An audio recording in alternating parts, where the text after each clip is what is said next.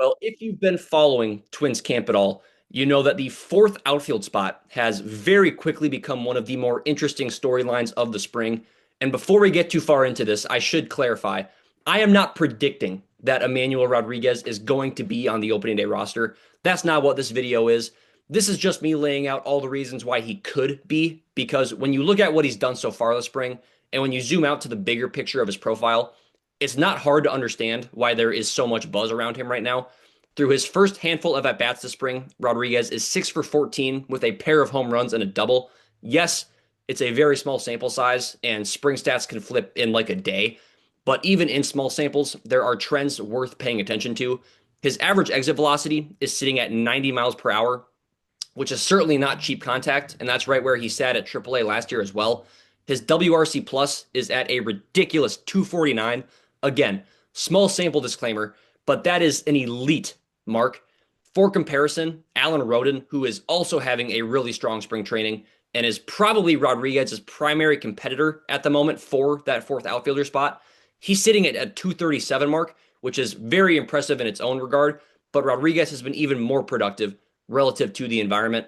And what I really like is how he's getting there. Over the course of his minor league career, one of the calling cards of Rodriguez's offensive game has been his ability to use all parts of the field as a hitter. He's not just a pull side power bat, trying to yank everything 400 feet down the right field line. 4 of his 8 balls in play this spring have gone to the opposite field, and that matters. I mean, that tells me he's staying through the baseball and not just selling out for that pull side power. And on top of that, 4 of those 8 balls have been classified as hard contact. So half the time he's putting it in play this spring, he's squaring it up. Another thing that really stands out is he's been putting the ball in the air more. And for somebody with his kind of pop, that's important because if he's hitting the ball hard and elevating it, his power upside goes way up. That's how you turn loud contact into real damage. And that's how you go from being a, 10 to 15 home run hitter like we've seen from him in the past and turning that into 20 to 25 home run upside. And this isn't just a spring training thing. I mean, if you look at his track record in the minors, the power has always been real. The patience has been real too. He's constantly posted strong walk rates and on base percentages because pitchers just don't love attacking him in the zone. That's why Twins Daily has him as the organization's number 3 prospect. The tools are not subtle, and the impact potential is so obvious with Rodriguez.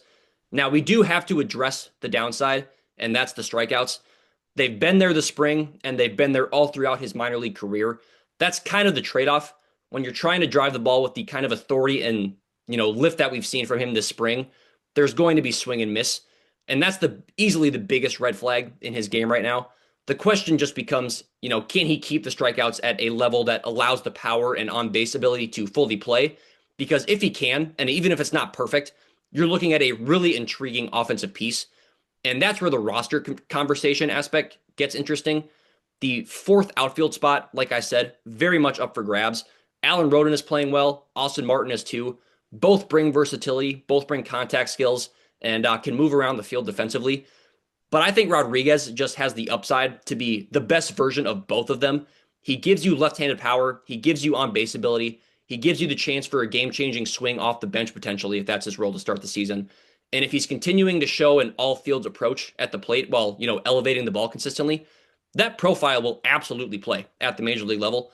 And again, I'm not saying he's going to break camp with the team. There are development factors. There are, service time considerations. And there's also the reality that he just doesn't have a major league at bat yet. But if you're just evaluating performance and underlying metrics this spring, he's doing everything you'd want to see. I mean, just to reiterate, 6 hits and 14 at bats, 2 homers, a double, a 90 mile an hour average exit velocity, a 249 WRC plus, hard contact on 4 of the 8 balls in play, and 4 balls driven the other way. I mean, when he makes contact, it's loud. So now it just becomes kind of a philosophical question for the Twins. What do you want in that final bench spot? Do you want, some stability and versatility in a guy like, I don't know, Austin Martin? Or do you take a swing on the potential upside of a guy like Emmanuel Rodriguez?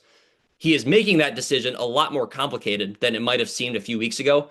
And even if he starts the year in the minors, this spring has reinforced something important in that the talent is real and his impact is very real. And if he keeps trending in this direction, it will not be long before the conversation shifts to, or from could he to when will he. But that's all I've got for today. Thank you guys so much for watching. Be sure to like the video if you enjoyed and subscribe to the channel for daily Twins news and updates. But until next time, I'm Sam Calder, and I'm out.